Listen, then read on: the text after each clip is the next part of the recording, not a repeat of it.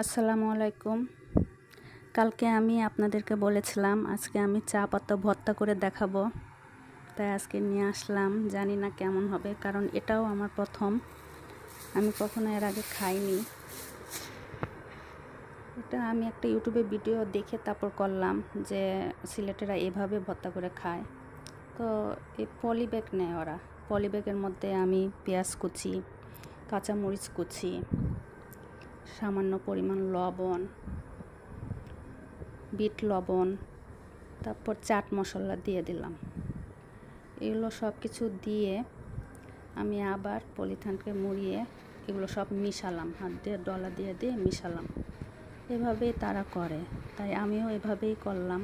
জানি না কেমন হবে, কিন্তু খুব ইন্টারেস্ট লাগছিল। ঘ্রাণও বের হয়েছে, মনে হচ্ছে ভালোই হবে। তারপর আমি চা পাতা কুচিগুলো কুচি কুচি করে কেটে নিয়েছিলাম, চা পাতা কুচি দিয়ে দিলাম। তারপর দিয়ে দিলাম চানাচুর। ওরা এটার মধ্যে চানাচুর দেয়, আমি প্রত্যেকটা ভিডিওর মধ্যে দেখলাম যে ওরা চানাচুর দেয়। এটা দেওয়ার পরে নাকি চা পাতার ওই ঝাঁসটা থাকে না, তার জন্য আমিও দিলাম।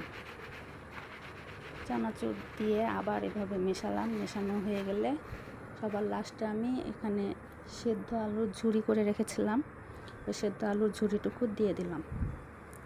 সেদ্ধ আলুর ঝুরিটুকু দিয়ে সরিষার তেল দিয়ে দিলাম পরিমাণ মতো।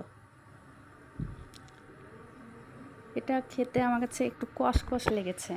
আসলে চা পাতার একটা ঝাঁস আছে, তো ওই ঝাঁসটা আছে, তো সাথে আলু ভর্তা দিলে ওই ঝাঁসটা একটু কম থাকে। তো এত ঝাঁস হয়তো সবাই প্রথম প্রথম খেতে নাও পারি, এই জন্য আর কি সাথে আলুটা দিয়েছি। তারপরে আলুটা দেওয়ার পরে আমি আবার এভাবে মিশিয়ে নিলাম। তো এভাবে মেশানো হয়ে গেলে ভর্তাটা আমার হয়ে গেছে রেডি। এই যে দেখেন, ভর্তাটা আমার রেডি হয়ে গেছে। এখন আমি প্লেটে ঢেলে নেব। তো গরম গরম ভাত দিয়ে খেতে নতুন একটা অভিজ্ঞতা হয়েছে যে চা পাতা ভর্তা খেলাম, এটাই জাস্ট।